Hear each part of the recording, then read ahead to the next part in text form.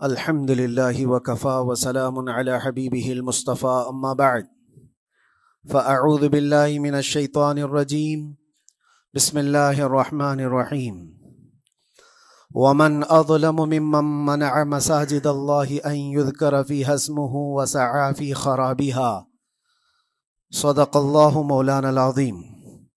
بارگاہ رسالت میں آپ صلی اللہ علیہ وسلم میں درود پاک کا ہدیہ پیش کریں۔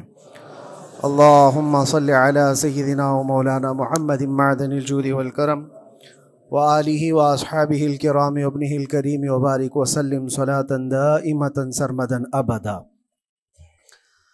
اللہ عز و جل قرآن عظیم میں ارشاد فرماتا ہے، اس سے بڑا ظالم کون جو اللہ کی مسجدوں میں اللہ کا ذکر کرنے سے روکتا ہے، وہ سب سے بڑا ظالم ہے۔ ومن اظلم ممن منع مساجد اللہ، اللہ کی مسجدیں، اللہ کا گھر اس کے ذکر پاک کے لیے ہوتی ہیں، اس کی عبادت کے لیے ہوتی ہیں، اور جو اللہ تبارک و تعالیٰ کے ذکر سے اور اس کی عبادت سے روکے، اللہ قرآن میں فرماتا ہے وہ سب سے بڑا ظالم ہے۔ میرے عزیزو، تاریخ اگر دیکھتے ہیں ہم تو ہر زمانے میں معرکہ حق و باطل ہوتا رہا ہے۔ باطل طاقتیں ہمیشہ یہ چاہتی ہیں کہ اللہ کے ذکر کو روکیں، کیونکہ طاغوت شیطان جس کا ذکر قرآن میں ہے وہ ہمیشہ سے یہ چاہتا رہا ہے کہ اللہ کا ذکر کرنے والوں کو روک دیا جائے، کیونکہ اس نے اللہ تبارک و تعالیٰ سے یہ وعدہ کیا، چیلنج کیا تھا، لَأَقْعُدَنَّ لَهُمْ صِرَاطَكَ الْمُسْتَقِيمِ، اے رب میں تیرے سیدھے راستے پر بیٹھ جاؤں گا، ثُمَّ لَآتِيَنَّهُمْ مِنْ بَيْنِ أَيْدِيهِمْ وَمِنْ خَلْفِهِمْ وَعَنْ أَيْمَانِهِمْ وَشِمَائِلِهِمْ، اور میں اس سیدھے راستے پر جو بھی گزرے گا اس کو کبھی سامنے سے آ کر بہکاؤں گا، کبھی پیچھے سے آ کر بہکاؤں گا، کبھی دائیں سے کبھی بائیں سے۔ اور اللہ تبارک و تعالیٰ سے شیطان مردود یہ کہتا ہے، وَلَا تَجِدُ أَكْثَرَهُمْ شَاكِرِينَ، تو تیرے بندوں میں شکر گزار بندے نہیں پائے گا۔ مطلب یہ ہے کہ ابلیس لعین مسلسل یہ کوشش میں ہے کہ اللہ تبارک و تعالیٰ کے بندوں کو اس کے ذکر سے دور کرے، اس کے شکر سے دور کرے۔ آج بھی وہ کیفیت ہم دیکھتے ہیں کہ سب سے زیادہ اللہ کے ذکر سے روکنے کے لیے جو شیطانی طاقتیں کوشش کر رہی ہیں، مگر میرے عزیزو یہ تمہارا امتحان ہے، تمہارا امتحان ایسا کہ کبھی یہ مت سمجھنا کہ تم خالی ہو، کیونکہ قرآن پاک اللہ تبارک و تعالیٰ 21ویں پارے میں فرماتا ہے، احسب الناس ان یترکوا ان یقولوا آمنا وہم لا یفتنون، کیا لوگ یہ گمان کر کے بیٹھے ہیں کہ وہ ایمان لے آئے تو ہم ان کو آزمائیں گے نہیں، یا ان کو چھوڑ دیا جائے گا؟ جو ایمان لایا ہوا بندہ ہے وہ آزمایا جائے گا۔ ایمان اگر تمہارے پاس ہے تو تمہیں امتحان سے بھی گزرنا ہی ہوگا۔ یہ ایمان کسی حلوہ پراٹھے کا نام نہیں ہے، کھا کر کے مست نیند سو جائے، پھر اسے اس دار فانی میں، اس دنیا میں امتحانات سے گزار کر کے اپنے ایمان کی کسوٹی کو دکھانا ہوگا۔ اسی لیے قرآن یہ بھی کہتا ہے کہ تمہیں کیسے کیسے آزمایا جائے گا، وَلَنَبْلُوَنَّكُمْ بِشَيْءٍ مِّنَ الْخَوْفِ وَالْجُوعِ وَنَقْصٍ مِّنَ الْأَمْوَالِ وَالْأَنفُسِ وَالثَّمَرَاتِ، ہم تمہیں آزمائیں گے کبھی بھوک سے، کھانے کی قلت سے، اور کبھی خوف سے، ڈر آئے گا تمہارے پاس، اور پھر اللہ تعالیٰ فرماتا ہے کبھی مال و دولت کی کمی سے، وَنَقْصٍ مِّنَ الْأَمْوَالِ وَالْأَنفُسِ، کبھی لوگوں کی جان چلی گئی ہو، کثرت سے تمہارے عزیز مر گئے، یہ بھی آزمائش ہے، اور پھلوں کی کمی۔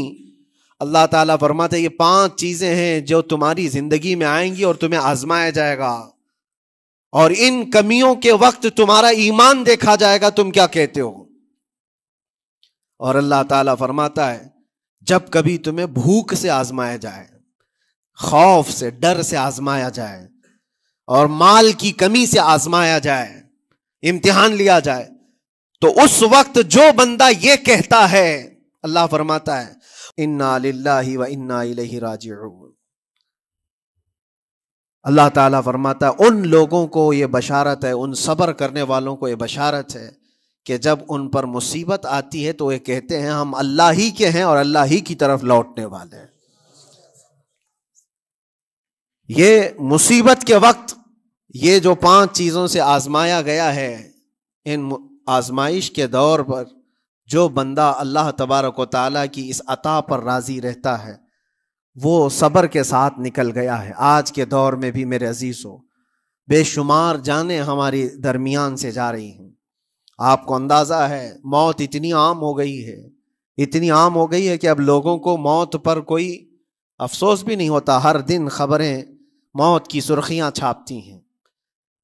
100-200 کی موت کوئی معنی نہیں رکھتی آج۔ فلسطین کے نہتے بچوں میں تقریباً 45,000 لوگ سال بھر میں مر گئے۔ 45,000 کوئی تعداد ہوتی ہے کہ نہیں ہوتی؟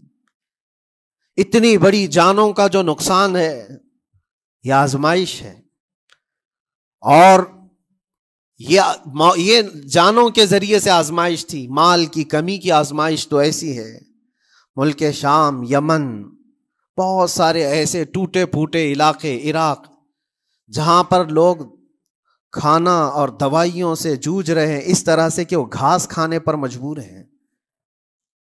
بہت سارے ایسے علاقے جہاں پر چھوٹے بچے پھینکے ہوئے کچرے میں سے دانے چن کر کے کھا لیا کرتے ہیں۔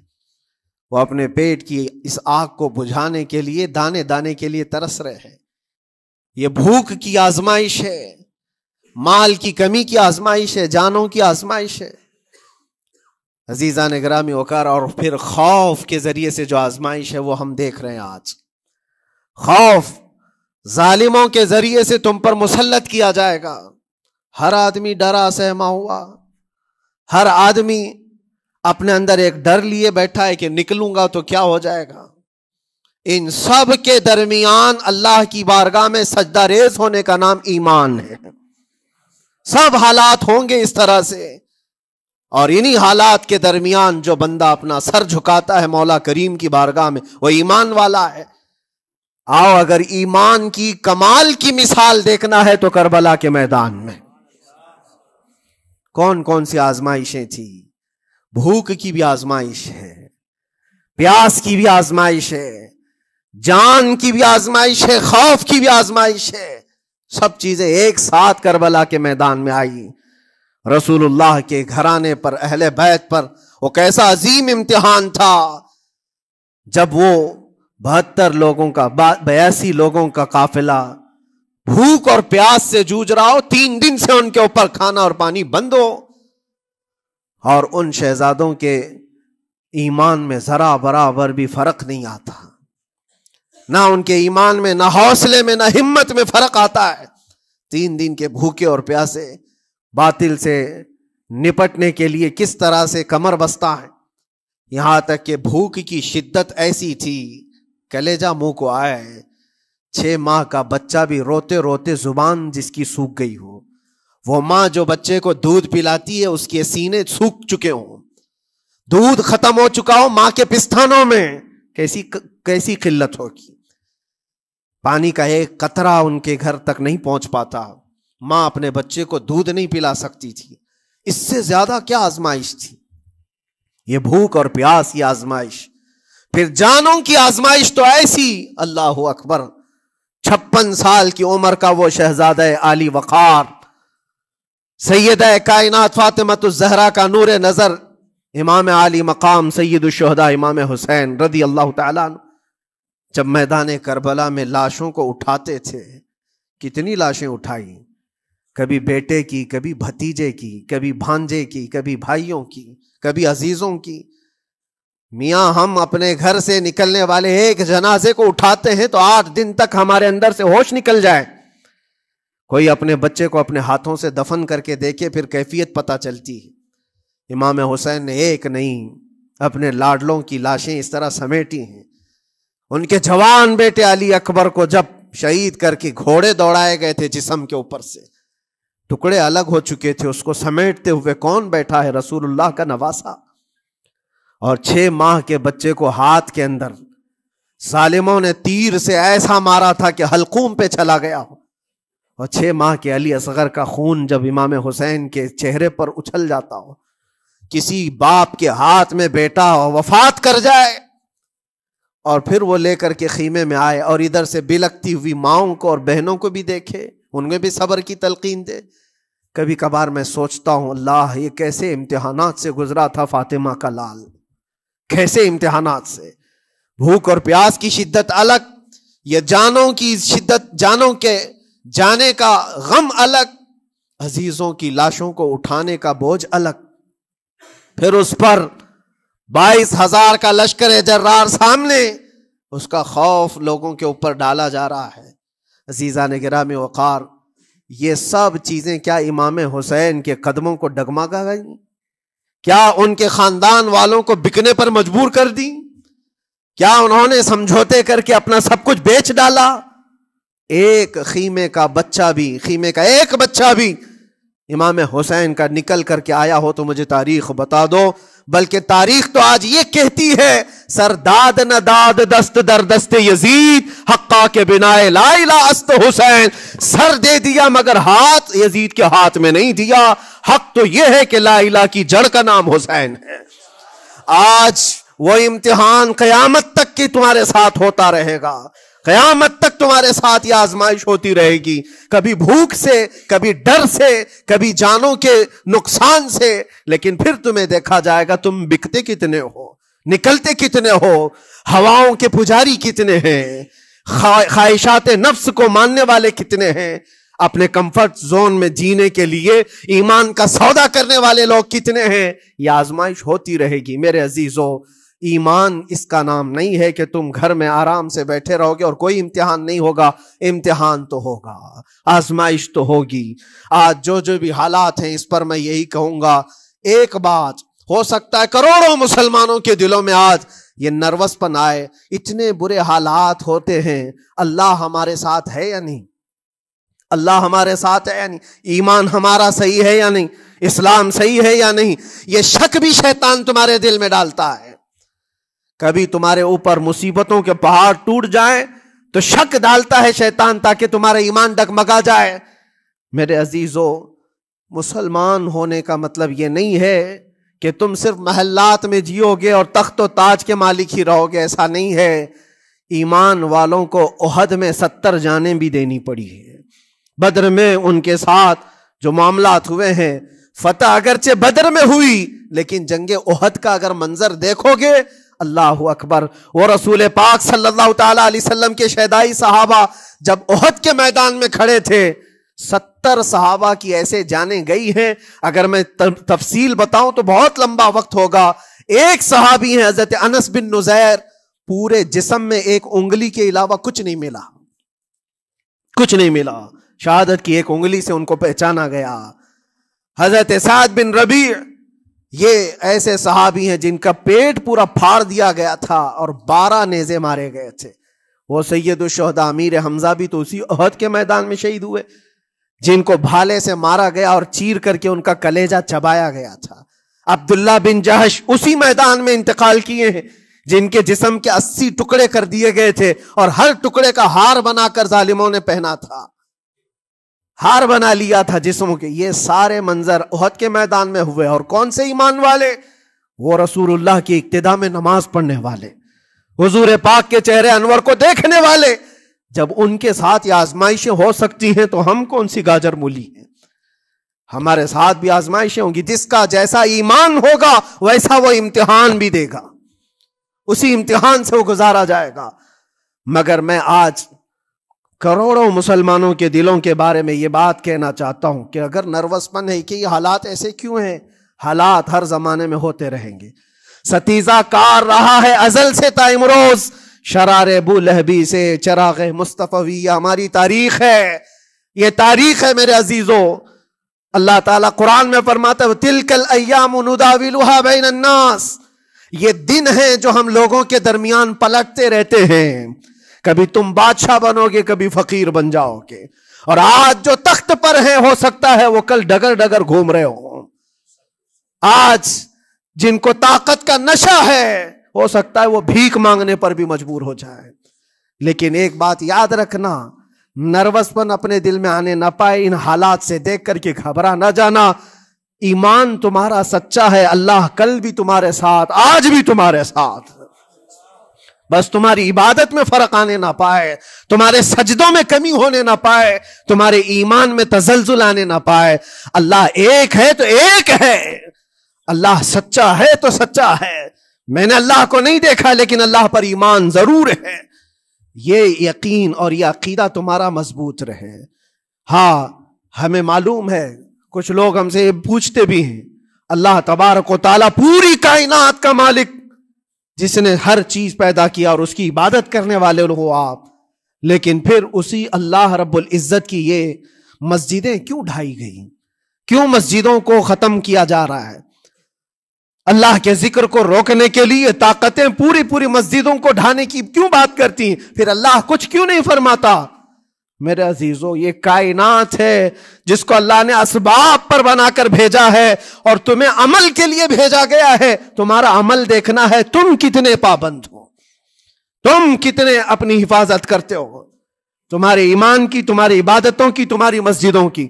تم مسجدیں خالی کر کے گھوم رہے ہو، فجر کی نماز میں اپنے گھروں پر سوئے ہو اور پھر اللہ کے گھروں کی حفاظت کی بات کر رہے ہو کہ مسجدیں ڈھائی جا رہی ہیں، مسجدوں پر آکرمن ہوتا ہے. یہ ساری باتیں کیوں؟ تم جب ان صفوں کو خالی کر دو گے، یہ مسجدیں چیخ چیخ کر پکارتی ہیں اللہ کی بارگاہ میں.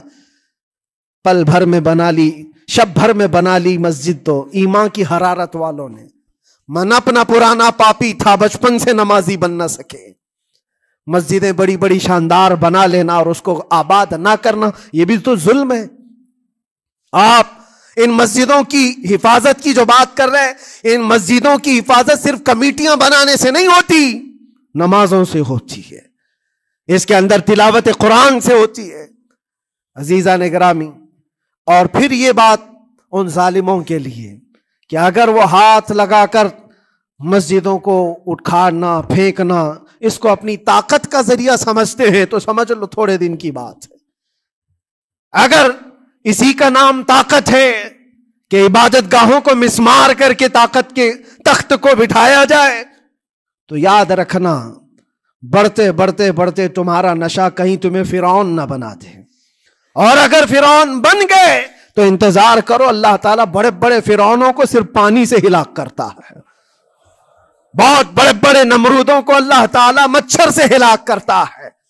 وہ ابرہہ بھی تو آیا تھا جو کعبہ ڈھانے کے لیے آیا تھا، ہاتھیوں کا لشکر لے کر آیا تھا، جس کا ذکر قرآن پاک میں الم تر کیف فعل ربک باصحاب الفیل. اے محبوب، کیا آپ نے نہیں دیکھا ہاتھی والوں کے ساتھ اللہ نے کیا معاملہ کیا؟ پورا ہاتھیوں کی فوج لے کر آیا تھا کعبے کو ڈھانے کے لیے. ہوا کیا؟ کعبہ کو ڈھانے کے لیے اتنی خطرناک فوج تھی اور مکہ والوں میں لڑنے کی اتنی طاقت نہیں تھی. اللہ کریم نے ابابیل چڑیوں کی ایک فوج کو بھیجا. ہاتھی کہاں اور چڑیا کہاں؟ کوئی مقابلہ ہوتا ہے؟ کوئی مقابلہ ہے؟ تصور میں نہیں آتا. لیکن رب تبارک و تعالیٰ کا ایک دستور ہے، بڑی بڑی طاقتوں کو چھوٹی طاقتوں سے ہلاک کرتا ہے. چھوٹی چھوٹی سی چڑیاں ہیں، ایک ہاتھ میں تمہارے آ جائے، ایک چونچ میں اور دو پاؤں میں کنکریاں لے کر آتی تھی، اوپر سے صرف وہ کنکریاں گراتی، ہاتھیوں کے پیٹ پھٹ جاتے اور آگ لگ جاتی تھی. اللہ تبارک و تعالیٰ کی طاقت کا یہ مشاہدہ، قوت کا ایک ہلکا سا اظہار جو مکہ کی ان وادیوں میں ہوا منا، اور اللہ تعالیٰ فرماتا ہے فَجَعَلَهُمْ كَعَصْفٍ مَأْكُولٍ. اللہ نے ان کو ایسا کر دیا جیسے کھائی ہوئی مرغی ہوتی ہے، نوچ نوچ کر کے کھا کر چھوڑی ہوئی مرغی ہو. پوری فوج کی حالت ایسی ہو گئی تھی. کعبہ مکرمہ کو ڈھانے کے لیے آئے، تب اللہ تبارک و تعالی ظالموں کو کس طرح سے نیست و نابود فرمایا. ہمیں یقین ہے میرے عزیزوں، اللہ تبارک و تعالی وہ ابابیل بھیجنے والا مولا آج بھی زندہ اور ہمیشہ زندہ رہے گا. وہ حی اور قیوم ہے، ہمیشہ سے زندہ ہے اور ہمیشہ زندہ رہے گا. لیکن تمہارا امتحان ہوتا رہے گا، تمہارا امتحان ہوتا رہے گا. اللہ کے نبی صلی اللہ تعالی علیہ وسلم کے لیے مدد آئی ہے تو اس کا مطلب یہ نہیں ہے کہ وہ صرف بیٹھ کر کے مدینے میں دعائیں کرتے تھے؟ نہیں، عمل کے میدان میں اترے بھی ہیں۔ صحابہ نے بھوک اور پیاس برداشت کی ہے، کتنے کتنے دنوں تک وہ ایک کھجور پر پورا دن گزارتے تھے، پیوند لگے کپڑے۔ حضرت ابو ہریرہ فرماتے ہیں ہم تو ایک جنگ سے ایسے واپس آئے تھے کہ ہمارے پاؤں کے پورے ناخن اکھڑ گئے تھے، پاؤں کے ناخن اکھڑ گئے۔